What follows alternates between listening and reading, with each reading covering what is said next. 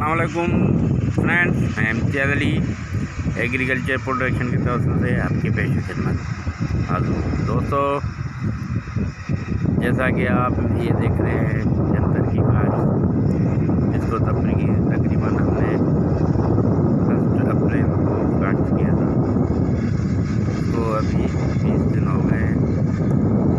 ये ज़मीन 2 एकड़ का मुश्तमिल है। जो आप देख रहे हैं जंतर, ये अभी 20 दिन का हुआ है। इसमें हमने 30 किलो बीज दिया है, 15 किलो पर एकड़ के हिसाब से बीज दिया है। ये तकरीबन 20 दिन का हो गया है। 2 पानी दिए हैं और मैंने इसमें जो है सनक्राफ्ट का फैक्टर प्लस लिक्विड में वो भी इस्तेमाल किया है। ये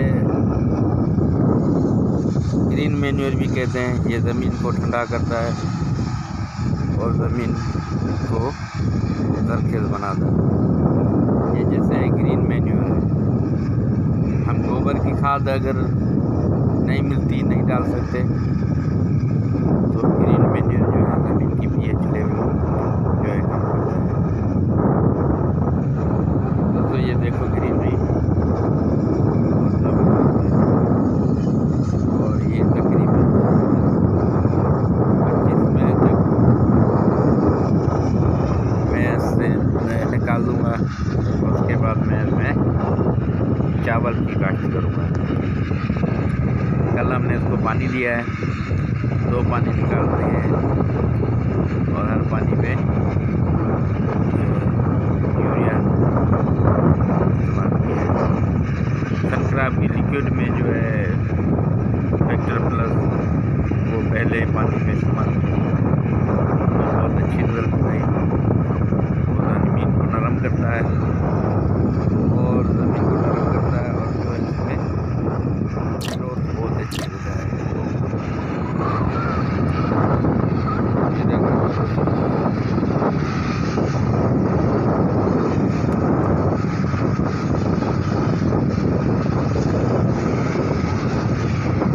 ये 20 दिन का है और 20 दिन के बाद जब ये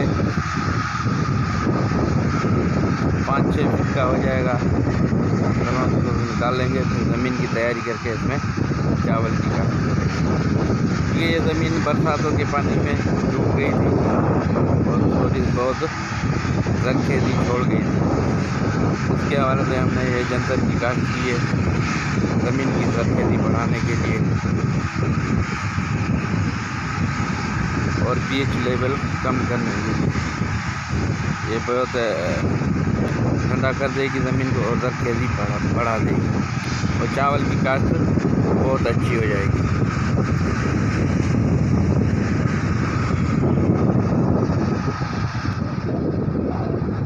तो दोस्तों, हमारे चैनल पे नए हैं, उनसे गुजारिश है कि हमारे चैनल को सब्सक्राइब करें और वीडियो को लाइक करें और शेयर करें और बेल बटन को लाजमी प्रेस करें ताकि नई वीडियो का नोटिफिकेशन आपको बर वक्त